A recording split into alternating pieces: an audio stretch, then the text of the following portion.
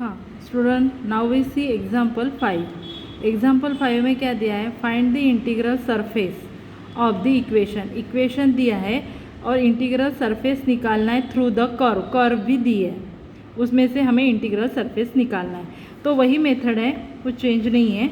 देखो थोड़ा सा एक्स्ट्रा का है, जो इक्वेशन दिया था वही लिखा है। Given x minus y y square p plus y minus x x square q is equals to x square plus y square into z. ये हो गया इक्वेशन, इक्वेशन नंबर 1। अभी ये क्या है, दिस इज़ लीनियर पीडी। ये क्या है, लीनियर पीडी है। कौन से फॉर्म में, p p plus q q is equals to r. Means यहाँ पे ये हो गई पी की वैल्यू और ये हो गई क्यू की वैल्यू और ये हो गई आर की वैल्यू। तो ऑक्सिलरी इक्वेशन क्या होगा यहाँ पे, Lagrange's auxiliary equation. Consider dx upon P, ये p की वैल्यू डाल दी है यहाँ पे, dx upon P, dy upon Q और dz अपॉन ये वाला।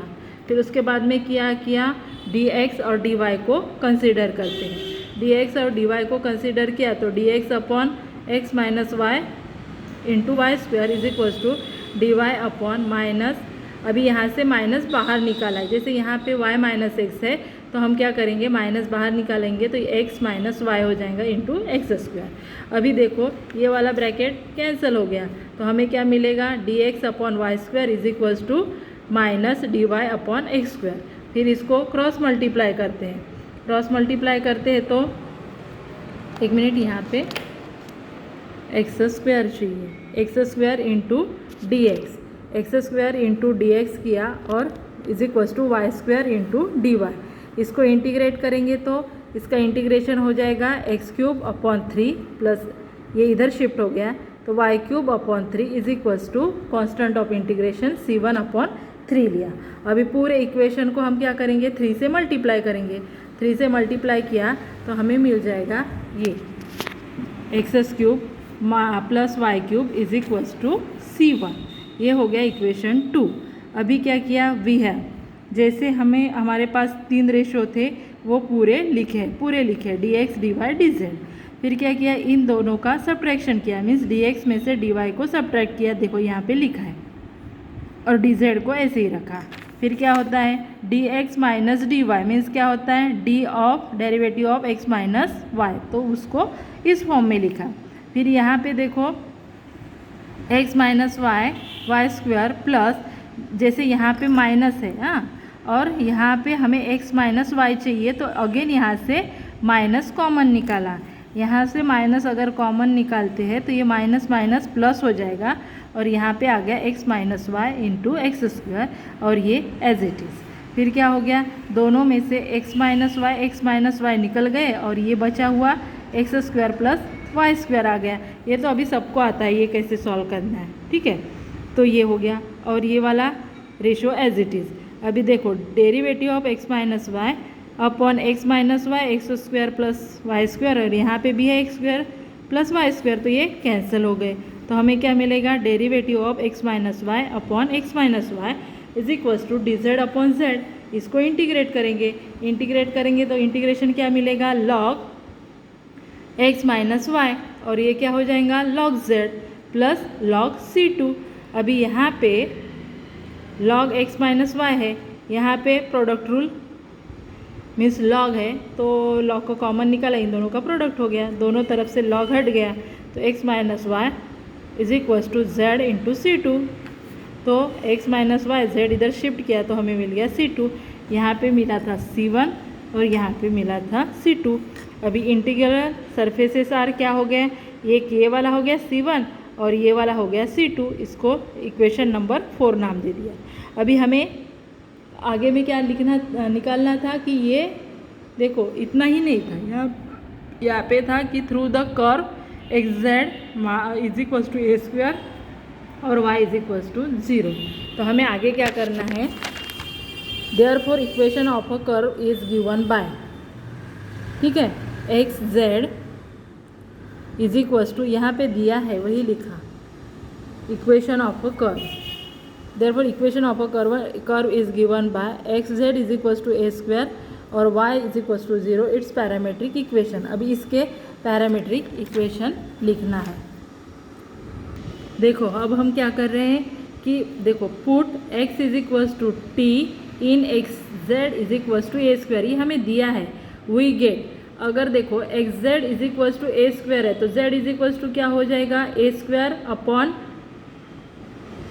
अपॉन एक्स, है ना। लेकिन हम लोग क्या बोल रहे हैं कि x is equals to t ले रहे हैं और y इज इक्वल्स टू 0 ले रहे हैं। ठीक है, ये हम कंसिडर कर रहे हैं x is equals to t, x is equals to t हम कंसिडर कर रहे हैं। x is equals to t, y is equals to 0 और z इज इक्वल्स टू इस इक्वेशन से मिलेगा। अभी put this values in equation 4। Equation 4 में हमें C1 और C2 मिला था। देखो इक्वेशन 4 में यह है इक्वेशन 4, यहाँ पे C1 और C2 मिला था। तो यहाँ पे सिंपली हम लोग x, y और ये इसकी वैल्यू डालेंगे जो हमने निकाली है। जैसे x को हमने क्या कंसीडर किया है t, तो यहाँ पे हो जाएगा t क्यूब और y इज इक्वल्स टू 0 है तो y cube is equals to 0 हो जाएगा। और C1 मीन्स x और y की वैल्यू हम लोग डाल रहे हैं। यहाँ पे x था तो यहाँ पे आ गया t माइनस, देखो यहाँ पे x minus y upon z है तो x is equals to t हो गया, y इज इक्वल्स टू 0 और अपॉन z मीन्स z की वैल्यू डाल दी, a square upon t is equals to C2। तो यहाँ पे क्या मिल गया, 0 है तो T3 is equals to C1 और यहाँ पे ये t ऊपर चला गया। देखो यहाँ पे क्या हो जाएगा, ये तो 0 है, t upon a square upon t, तो इसका रेसिप्रोकल हो जाएगा तो t square upon a square is equals to C2 means क्या हो गया, T3 is equals to C1 और T2 is equals to t cube बोलेंगे, ठीक है, t cube is equals to C1 और t square is equals to a square C2। ये हो गया इक्वेशन 5। अभी हमें क्या करना है, t को एलिमिनेट करना है। t को एलिमिनेट करना है तो हम क्या करेंगे, squaring and cubing equation 5, square और क्यूब करेंगे। अभी देखो यहाँ पे 3 है तो हमने क्या किया, 3 का स्क्वायर किया, यहाँ पे स्क्वायर है तो इसका क्यूब किया। क्यों किया, क्योंकि t का जो पावर है यहाँ पे दोनों का सेम आना चाहिए, t⁻⁶ मीन्स क्या होगा, t⁻⁶, फिर ये इक्वल हो गए तो ये भी इक्वल हो जाएंगे। इसलिए हमने क्या किया, देखो यहाँ पे t क्यूब है, यहाँ पे t स्क्वायर है, t क्यूब का स्क्वायर करेंगे और t स्क्वायर का क्यूब करेंगे मीन्स दोनों के पावर हो जाएंगे t⁻⁶। देखो इसका स्क्वायर किया तो यहाँ पे हो जाएगा C1 स्क्वायर और ये t स्क्वायर का क्यूब किया तो यहाँ पे हो जाएगा a square C2 whole cube.